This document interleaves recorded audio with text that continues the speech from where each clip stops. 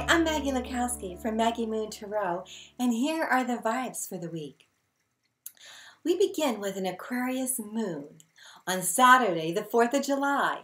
Interesting enough, the U.S.'s solar return chart for 2015, the moon is in the same sign as when the United States was born in 1776. Aquarius is about personal and collective freedom, marching to our own drum, and looking at the overall good for everyone, seeing all people as brothers and sisters. And it can be a bit rebellious, which Uranus, its ruling planet, contributes. And I'm an Aquarius, so I know this very well. And the moon's energy is about how we feel. And sometimes when in Aquarius, we can also feel a bit detached. But that's okay, because we need that space too. So the day in general is about liberty and freedom for all. And here in the States, we celebrate with fireworks, parades, and cookouts. And so I'm wishing everyone around the world freedom and safety on this day. And on Sunday, Venus, the goddess of love and everything that is beautiful, enters the bright and magnanimous Leo, who is ruled by the sun for the next few weeks, which makes some great windows of opportunities for love. Feeling our own beauty and shining it out. If you want to be in the limelight, it's an excellent time, or to restore self-confidence.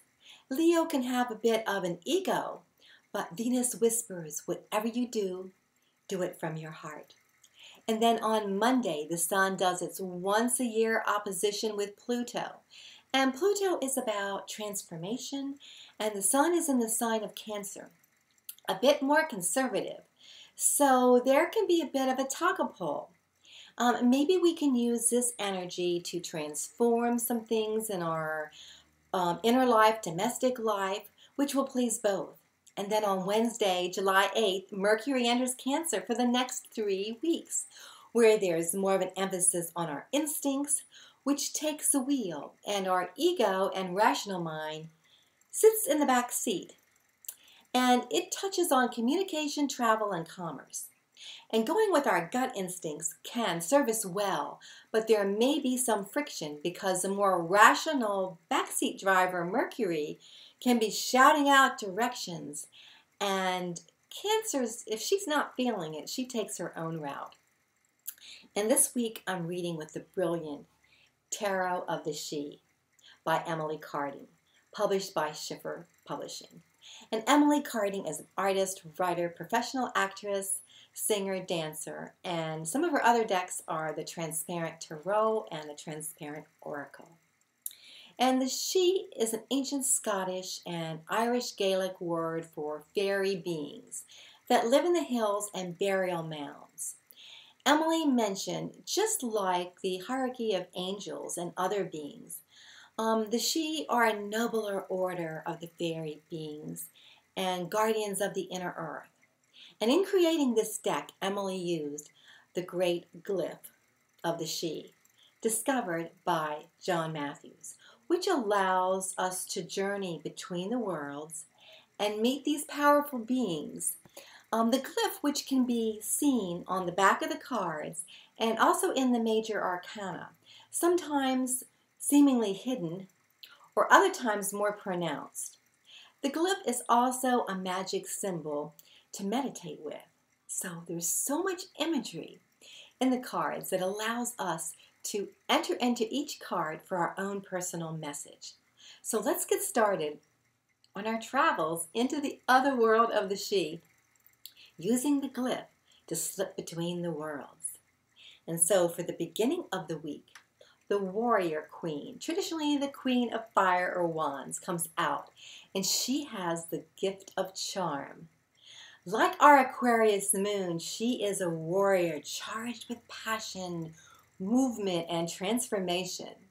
It appears she's rising up from the sea on a monolith into the flaming yellow sky as ribbons of orange expand out from her. Her skirt is colored red, the color of strength, sensuality, and faster energy, and the birds surround her in flight. And as we gaze into the card, looking at the color she represents, the reds, the oranges. It's a clue to see the colors of those people we come in contact with.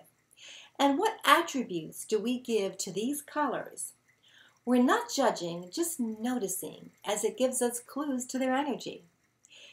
And so she offers us that gift of charm.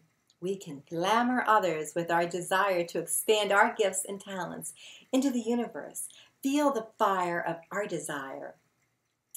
And everyone around us feels it. She reminds us that each one of us is a warrior, powerful beyond measure. And then midweek, the Dreamer 6, and that's the element of air, comes out. And the Dreamer shows us how to create from thought and inspiration and manifest its message.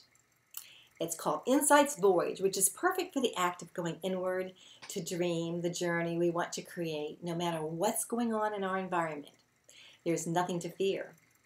So things that may seem to have been feeling hopeless or were disappointed in are now becoming clearer and brighter. And in the picture, the wind, in the form of the she, is holding a ship in her hand gently, blowing it on its way with a Celtic owl at the helm. We can look at what's going on in our thoughts. Are we going with the flow, resisting? Or maybe dreams of travel that we're creating and knowing that the winds of fate will gently guide us. I love the verse that Emily wrote for this card. Heed now, dreamer, a brighter quest, the winds of fate who know you best will guide you now in secret ways to brighter truths and clearer days. And then at the end of the week, the Dancer Princess comes up. And she's titled The Gift of Expression. And Emily chose this element because dance, the element of water, because dance is connected to our emotions and ourselves and the world. And the princess represents the page. This, she is playfully riding a unicorn who's splashing in the water with the sun shining. There's a feeling of joy and innocence emanating from this card, and that represents the child in each one of us. And pages can be messengers. And this message is to make time to be playful as we end the week after we've covered much ground, and there may have been some challenges symbolized by the mountains behind her. And often we're hard on ourselves with our words or thoughts, but if we remember that child within, we can only feel love and joy and would not say any hurtful words to our younger self.